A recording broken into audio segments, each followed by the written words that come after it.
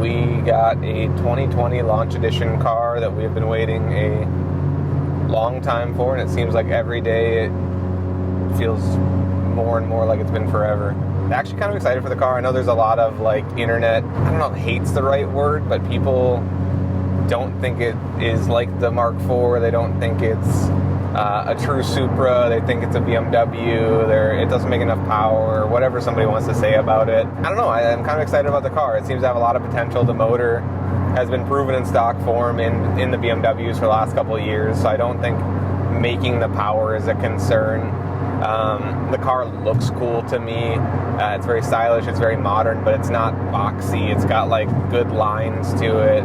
I think it does kind of like match the old Supra in like the aura of what it looks like. And it's a smaller car, like in the trend these days where everything is just slowly becoming more and more of like a land yacht that floats down the road. Like they kept this car very small and nimble and I don't know, hopefully exciting to drive. I guess we'll find out. Don't really know. Everybody else is kind of talking about the car and saying they're happy with it and saying they're excited to get it.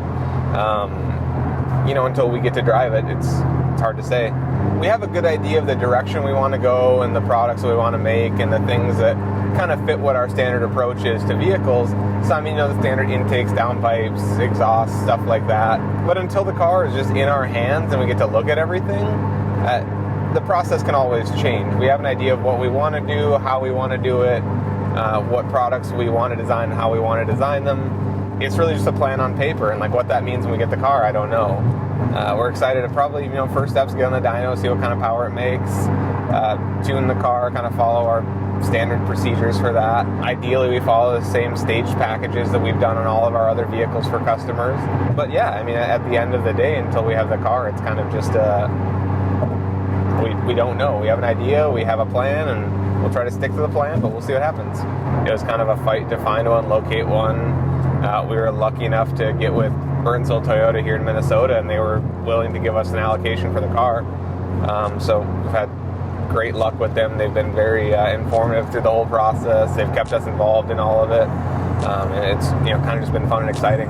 So we're gonna get there soon, and they're gonna be kind of getting the car ready, and we're gonna take a look at it and talk to people about it and see how all of them feel.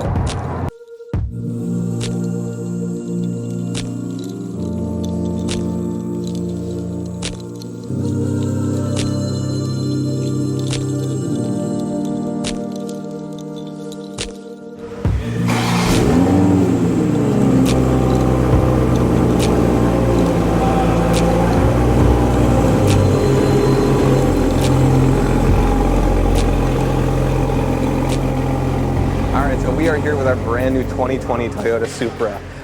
This is a car that has 20 years in the making behind it. It is a car that probably every import enthusiast has been waiting for. We've been hoping it's going to happen. We've seen pictures of the FT1, all the concept cars. We've seen everything that we all hoped would come to life, and here it is right behind us. It's nothing short of legendary in the sense that the Toyota Supra, the early Mark IV Supras, are what kind of brought the Fast and the Furious into life. It's what brought a lot of, the 2J Dyno shit. There's all of that stuff that, there's so many things that are used in modern day pop culture for the import world that are based on the Mark IV Supra. The engine is nothing short of phenomenal. The chassis has been used in almost every form of motorsport, and that car just stopped and it was gone, and Toyota was off the map for us for so many years. And we now have a chance to experience that new car once again.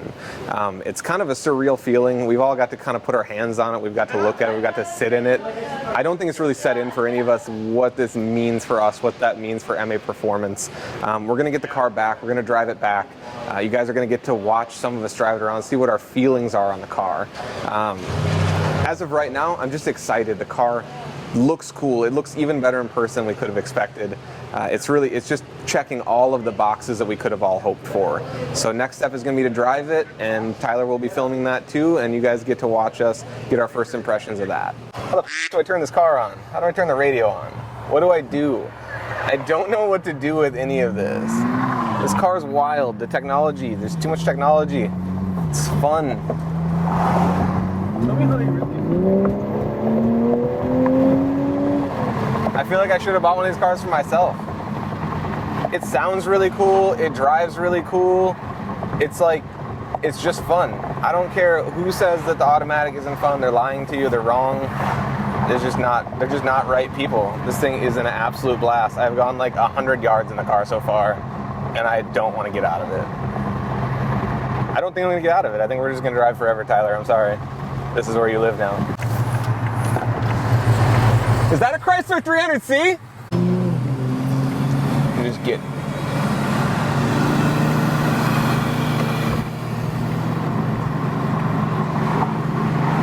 Oh God, brand new car. Immediately have to merge into traffic on the freeway. Hey Daelen, how did you develop anxiety? Well, this is how.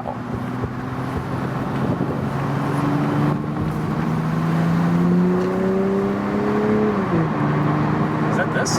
Yeah. Oh. It's surprisingly loud. Is there like, let's hit sport mode. Boom. It just got louder instantly when you did that. Luckily we get to enjoy it in traffic. I don't know how many gears it has. It seems like a lot. I heard 8. We're in 6. Oh, there's a 7.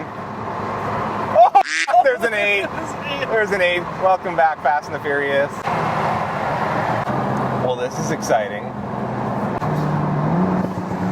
The downshifting sounds cool. It handles really well. Like the car steering input's really nice. It feels like it's doing everything I want it to do. It doesn't feel like it's fighting me. It doesn't feel like I have to like work really hard to do anything. I just kind of am able to point the car, hit the throttle, and it goes. Kind of just still taking it all in. Everything about it is just, the shifting is really fun. Like the paddle shifting, I'm not really used to it. I haven't owned a vehicle like with these. It's kind of just it's way faster than I am trying to like shift a manual transmission. So it's kind of interesting. It's kind of neat. Not having to take my hands off the wheel to turn is kind of nice. Everything about it is just, I mean, it's obvious that like modern day technology is getting really good. I mean, it's a really fun car. And we are all of 4 minutes into the first drive, and I already absolutely love it.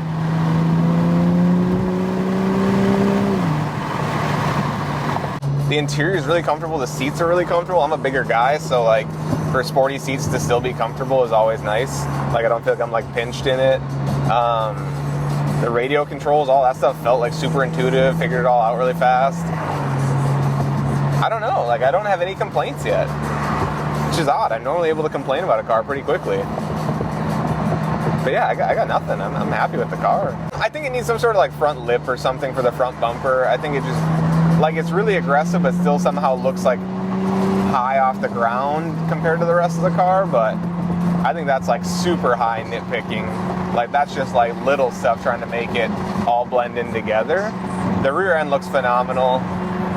The exhaust sounds really good. I'm curious to kind of see what we can do with that. I guess the only nitpicking I would have is that like the engine bay is really boring. I mean, it's a stock, basically just covered in plastic, and there's nothing super exciting about it. So I think kind of making that a little bit more visually appealing will be nice. Lower the car. I think lowering it and getting some wheels on it, that's going to drastically improve the look of it like so quickly. You guys like our brand new BMW Z4? Yeah.